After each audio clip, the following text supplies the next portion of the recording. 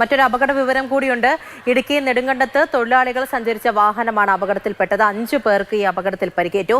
അമിത വേഗതയിലെത്തിയ വാഹനം വളവിൽ നിയന്ത്രണം നഷ്ടപ്പെട്ട് സമീപത്തുള്ള ഏലത്തോട്ടത്തിലേക്ക് പതിക്കുകയായിരുന്നു. വാഹനത്തിലുണ്ടായിരുന്ന സ്ത്രീ തൊഴിലാളികൾക്കാണ് പരിക്കേറ്റത്. നിതിൻ തോമസ് വിവരങ്ങളുമായി ചേരുന്നുണ്ട്. നിതിൻ, എപ്പോഴാണ് അപകടമുണ്ടായത്? ഇന്ന് രാവിലെ 8 മണിയോട് കൂടിയിട്ടാണ് തൊഴിലാളികളുമായി എത്തിയ ജീപ്പ് അപകടത്തിൽപ്പെട്ടത്. കമ്പംമെട്ട് വണ്ണപ്പുറം സംസ്ഥാന പാതയിൽ ഇടത്തറമുക്കിന് സമീപമാണ് അപകടമുണ്ടായത്. അമിത വേഗതയിലെത്തിയ വാഹനം വളവിൽ നിയന്ത്രണം നഷ്ടപ്പെടുകയും സമീപത്തുള്ള ഏലത്തോട്ടത്തിലേക്ക് പതിക്കുകയുമായിരുന്നു. കുത്തിറക്കത്തിൽ 50ഓളം മീറ്റർ പാഞ്ഞതിനു ശേഷമാണ് വാഹനം ഒരു മരത്തിലിടിച്ചു നിന്നത്. വാഹനത്തിൽ ഉണ്ടായിരുന്നത് ഈ തമിഴ്നാട്ടിൽ നിന്നുമൊക്കെ ഏലത്തോട്ടത്തിനുമൊക്കെ ജോലിയെടുക്കാൻ തൊഴിലിനായി വരുന്ന സ്ത്രീകളായിരുന്നു. അത്തരത്തിൽ മുഴുവൻ സ്ത്രീ തൊഴിലാളികൾക്കാണ് പരിക്കേറ്റത്. ഇവരെ തൂക്കുപാലത്തും അതുപോലെ തന്നെ നെടുങ്കണ്ടത്തുമുള്ള സ്വകാര്യ ആശുപത്രികളിൽ പ്രവേശിപ്പിച്ചിരിക്കുകയാണ്.